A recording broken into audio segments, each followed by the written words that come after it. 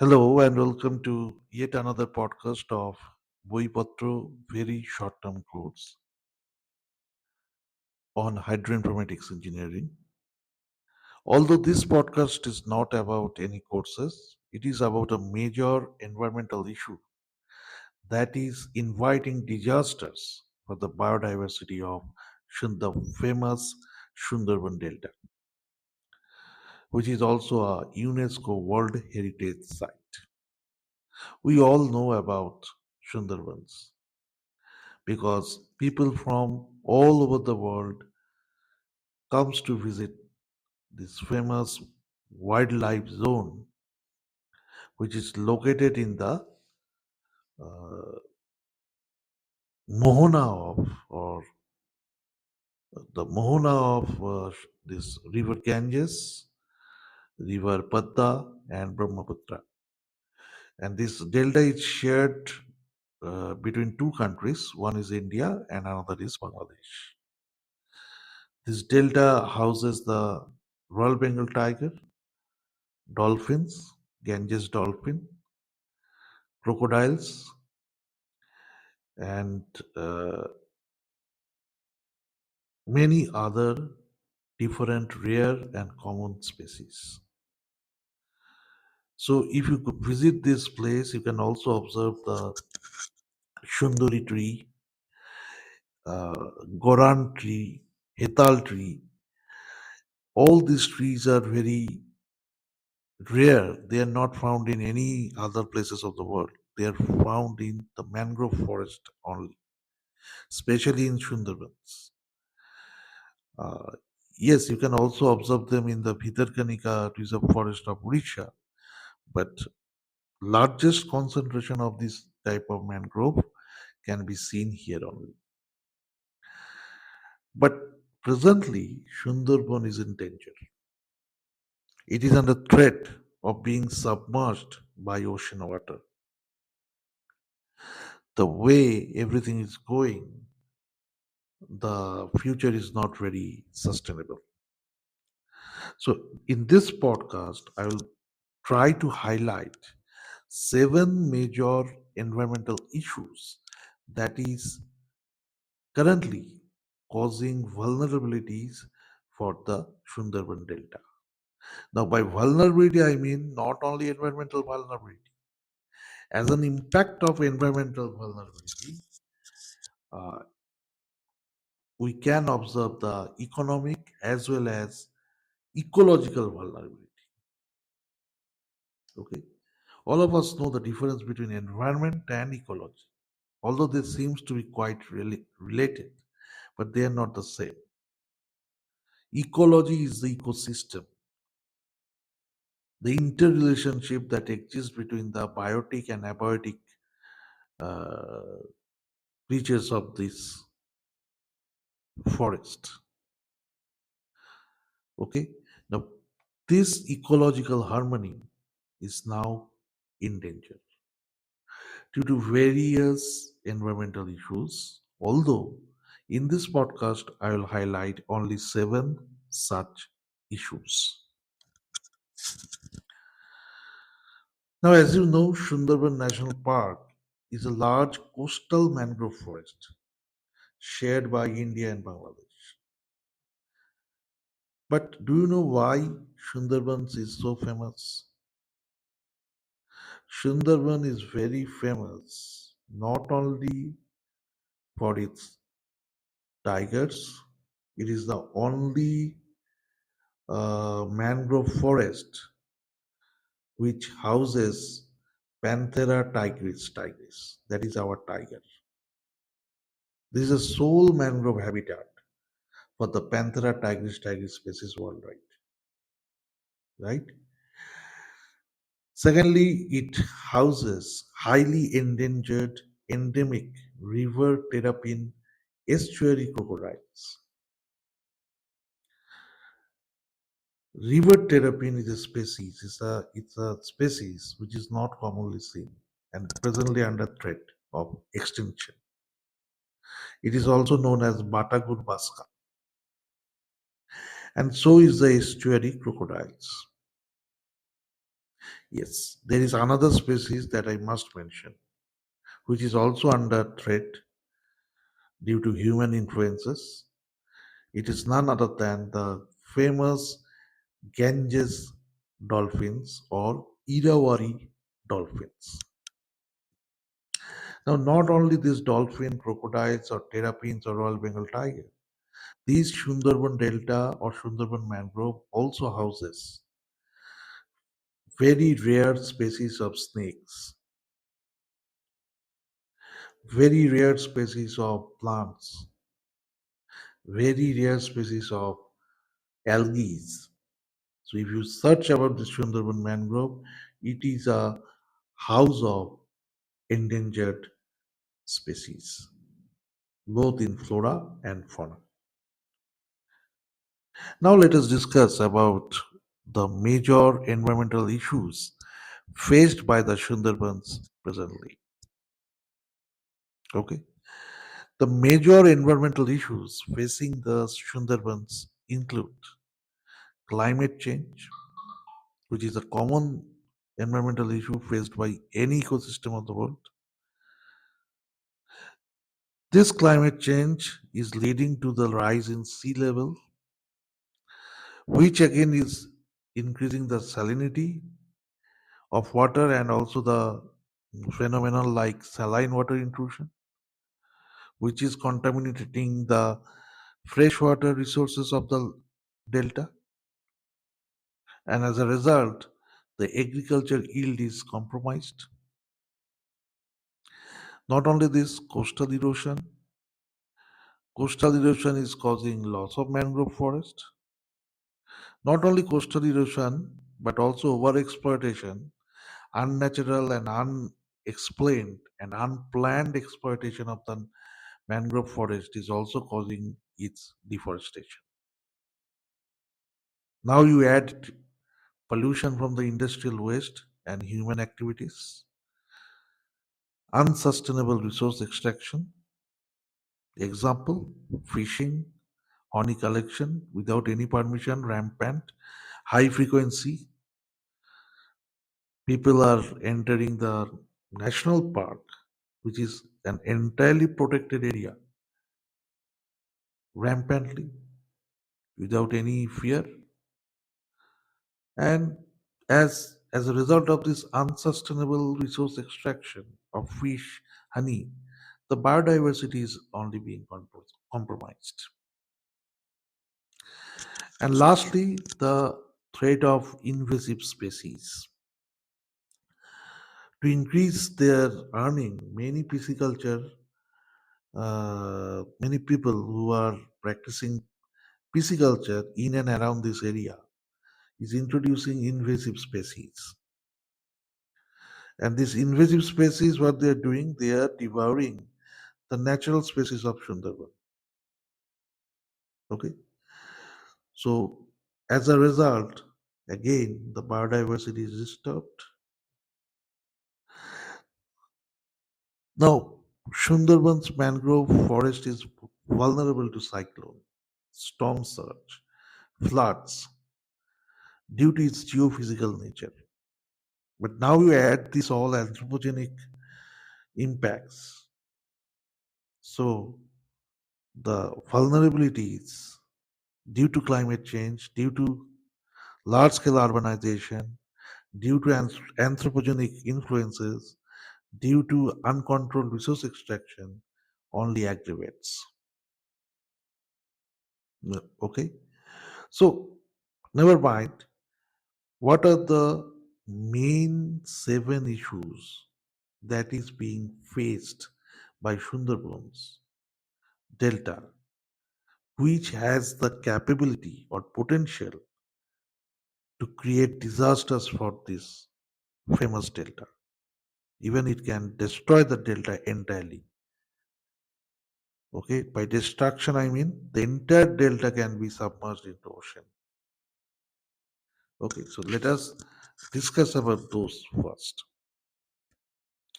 First thing is the frequency of cyclones, storm surges, floods have increased many fold due to the climatic vulnerability. Okay, this is the first major issue faced by the Sundarban ecosystem, as faced by the most other ecosystem also. 90% of the world is now facing this. Due to climate change, the frequency of extreme events has increased. Second is sea level rise. The coastal regions, deltas, and estuaries, such as those in the Sundarbans, are severely affected by sea level rise. Increasing relative sea level and tidal height increase vulnerability along exposed low-lying areas. The rise in sea level in the Sundarban Delta is causing significant problems by leading to frequent flooding, coastal erosion, increased salinity in the water, habitat loss for wildlife, particularly the Bengal tiger, and displacement of local communities due to the inundation of low-lying areas, making the region highly vulnerable to climate change impacts. So all are interrelated. You see, third major issue, waterlogging. This type of phenomena in the Sundarban Delta cause significant problems by inundating agricultural lands, leading to crop loss, impacting freshwater availability due to saltwater intrusion, hindering the growth of mangrove forests, and displacing local communities primarily due to its low-lying geography and vulnerability to rising sea level and heavy rainfall exacerbated by climate change. So all are interlinked. Cyclonic storm, why the effect is very high for Sundarban? Because low-lying geography. Okay. Sea level rise, low-lying geography, flooding the land, inside land. Due to this flooding, salinity level of water inside the land is increasing. As a result, fresh water is decreasing. So you cannot produce, cultivate plant as per your wish. So they are fast shifting towards alternate plantation. Earlier they used to cultivate rice. Now they are moving towards coconut plantation. So these are the things that are causing disturbance in this beautiful island of Sundarban. Salinity intrusion, the fourth major environmental issues. It is linked to waterlogging. It is linked to sea level rise. It is linked to cyclones, storm surges, floods. Salinity intrusion in the Sundarban Delta is causing significant problems by impacting the mangrove ecosystem, affecting agriculture due to saline water inundation, threatening the local biodiversity, impacting the livelihood of people living in the region, primarily due to the dying of the dominant Sundari mangrove due to this increased salinity. This tree actually act as a natural barrier against saltwater intrusion. But now the level of intrusion is high. It also cannot hold it, prevent it. Fifth major issue, tidal asymmetry. What is this tidal asymmetry? The funnel shape and landward narrowing of channels in the Sundarbans contribute to tidal asymmetry, causing high tidal water to enter the estuary, while low tidal water cannot properly pass out, damaging the bank line. Tidal asymmetry in the Sundarban Delta is causing problems, primarily by creating a dominant flood tide, leading to excessive sediment deposition and land accretion in the delta, which results in shoreline erosion, island instability, and disruption of the delicate mangrove ecosystem due to uneven distribution of sediment across the delta, impacting both the ecology and human settlements in the region. Now, this thing you can attribute to the geography also. All the canals in this mangrove is funnel shaped and landward narrowing towards the mainland. So as a result, what happens when the large amount of water is coming in due to tide, all of them cannot go away at the time of ebb. So the amount of sediment deposition get increased. Okay. So that also causes uneven distribution of sediments. And this uneven distribution of sediments disturbs the faunal population of the area. Now, and also add the impact of shoreline erosion, storm surge, cyclones, salinity intrusion that we have discussed in the last 4 points. They only added to the sorry state of the islands due to the tidal asymmetry, right? Now come to the sixth point, land degradation. Land is degrading fast in the Sundarban Delta, leading to coastal erosion, salinity intrusion, sea level rise, loss of mangrove forest. All are interlinked. What I will say, land land degradation is caused by your land degradation is caused by coastal erosion. Coastal erosion is caused by sea level rise, cyclonic storms, then your waterlogging. So they cause the coast to erode, right? And when your coast is eroded, salinity level of the inner land get increased also. And when the salinity increases, mangrove forest can withstand salinity because always there is salinity in the Sundarban region. But if it is over the level of salinity that the mangrove can sustain, then mangrove will also suffer. So they are losing the forest cover. And as they're losing forest cover, the dependent population of those areas are moving away. They are looking for alternative livelihood.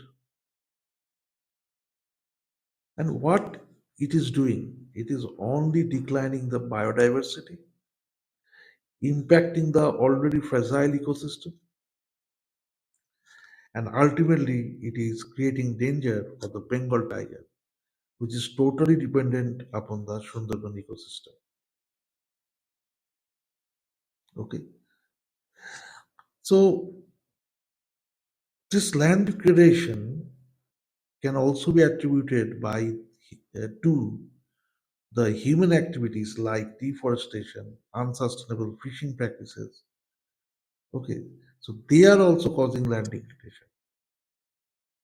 Okay, due to the high increase of salinity, mangrove is losing. Now add human is going inside the forest and cutting trees for woods, which they can use for burning, uh, for which the woods which they will use as a fuel to prepare their food. So human is cutting tree, they are doing deforestation, uh, sea level rise and all this thing is increasing salinity. They are reducing forest cover, and then climate change is already there. So all are causing only one thing, degrading the land of Sundarban Delta. The seventh, another major issue, deforestation that I just discussed with you. The Sundarbans is experiencing deforestation also due to several factors: urban development, aquaculture, over-exploitation of resources. I have already discussed all of them. Due to this, deforestation is there. More and more population is going and going to Sunderban Delta and staying there. So what they will do? They will cut tree for making their house. They will cut tree for making the fuel. They will cut tree and use it as fertilizer of their agricultural land. But the result is what? Deforestation, losing of mangrove cover, and then chain of events. Ultimately, losing the habitat of the famous Bengal tiger. Recently, there are multiple examples of human-animal conflict.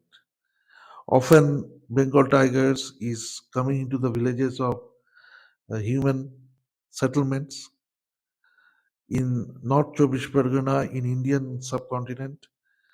There is a location village at Moipit. Recently, within the last 2 days, what happened there is one tiger comes from the Sundarban, which is just opposite to the village. The village is in one side of the river. The deep Sundarban forest, infested by tigers, crocodiles, snakes, etc., is on the other bank of the river. Now, as there is loss of habitat, that tiger comes into the village for easy meal because killing a cow or killing even human is very easy for a tiger. So, for a very easy meal, those tigers are coming inside the village, and one of them attacked a villager. Actually, what happened? The tiger was going to attack a villager, but one of the staff from forest, for one of the forester, or one of the staff of the forest department, he spotted the tiger well in advance, and he came running to save the villager. So tiger ultimately attacked the forester, but somehow that forester was also saved, and now he is battling for his life in the government hospital near to that Moipit area. Now you just imagine, one side of the bank is village, urbanization, market, school, everything. Another side of the bank is deep forest where tiger roam around, right? So this is only causing or encouraging these human animal conflicts. What will the tiger do? Due to the loss of mangrove cover, their habitat is losing. So one habitat losing means they are losing their food, which is deer, which is the monkeys, which is all the herbivores staying in the Sundarban forest. And they, as the mangrove forest cover is losing, so they are looking for alternative and they are coming inside, inland. Now, another very interesting point to note is the government of West Bengal, they have created some artificial forest. Now, these artificial forests is actually they have been created for a sustainable ecosystem. It is a very good initiative. But now, as a real forest is receding, so those animals are trying to get shelter into those artificial forests, and in and the human settlement is very near to those artificial forests. As a result, tiger and human is now very near neighbors. They are just staying like neighbors. So conflicts is rising only. Although killing is not often reported, tiger is not killing human being, but they are killing cows, cattle. As a result, humans, the villagers of those areas are getting angry because they are losing cattle means they are losing their money. They sell the milk from the cattle and earn money from that. They use the cows to cultivate the agriculture field, and from there they are earning money from the harvest. So all these things are interrelated. So how to mitigate? Because most of the articles, most of the videos only highlights the problems. They are not interested in showing you the solution. But here I will try to show some solution. How to mitigate this problem? The first and major initiative that the national government or state government must immediately take is implementing integrated coastal zone management measures. The region's vulnerability to cyclones, storm surges, and floods necessitates effective disaster management programs. The composite vulnerability models can help understand the complex nature of the coastal ecosystem, and integrated coastal zone management can be improved by defining spatial scales and understanding physical, biological, and socioeconomic challenges. That means these integrated coastal zone management must be inclusive, not exclusive. They must consider all the aspects of uh, integrated and improved coastal zone management, like erosion management. Okay? So you have to implement soil conservation efforts. You must implement reforestation schemes, sustainable agriculture schemes, contour ploughing, contour plowing, terracing. These are all things which reduce erosions. Reforestation reduce erosion very effectively. Okay, and of course you have to take or you have to involve the community, utilize the self-help groups already available in those areas to initiate reforestation program, encourage cultivators to practice sustainable agriculture only, to practice contour plowing and terracing only, not borrow irrigation but contour irrigation. Urban areas with high urban areas with high exposure levels should optimize urban planning. High exposure means high exposure to urbanization. Should optimize urban planning to reduce ecological pressure caused by high density populations and land expansion. Strengthening soil and water conservation, restoring vegetation, establishing protective forests, and ecological barriers are essential for minimizing soil erosion and degradation. But above all, governments must increase financial supports, right? Which will only improve the infrastructure available there. Okay, they must provide alternative livelihood to the people living there. Okay, these measures can only bolster regional ecological resilience. In short, I can say that if you want to mitigate the seven major environmental issues, you have to implement integrated coastal zone management and increased financial support for the common villagers living there. Okay, and by integrated coastal zone management, I mean increase reforestation, try to change the existing agricultural practice into a more sustainable agricultural practice, like contour plowing and terracing. Okay, and different measures to conserve soil and water must be encouraged, right? Vegetation covers can be restored by establishing protective forest. But these protective forests can cause problems also. They can house the tigers there. So tiger can come here as a very smooth or very luxurious residential place because his food is very easily available near to this protective forest. So that is why this protective forest must also be very protected. They must prevent the entering of tigers or other carnivores inside the forest. Many areas in India or in also outside India, they use net, iron or nylon nets. Many use solar aided uh,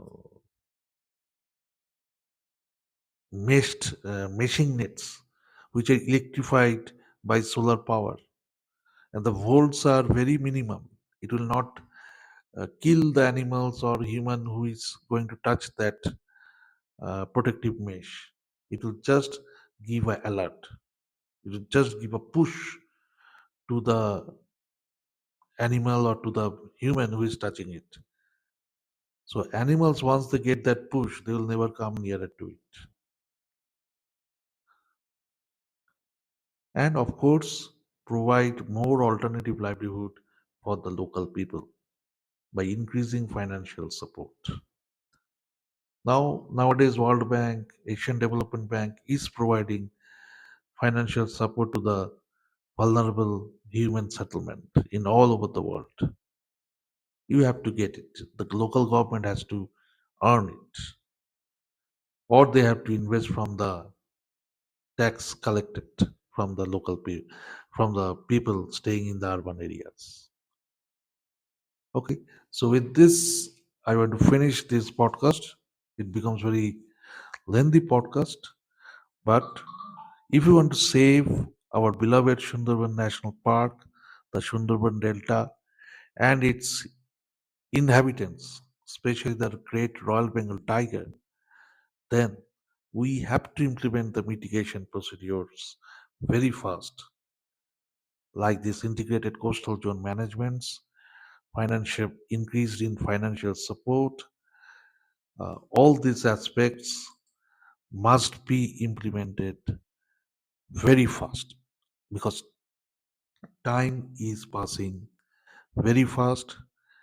The impact of climate change is enlarging day by day, so we do not have much time. Okay, so we must do something very quickly to prevent the disasters that can eventually demolish the World Heritage Site, which is Sundarban Delta. Thank you and see you in the next week in my next podcast.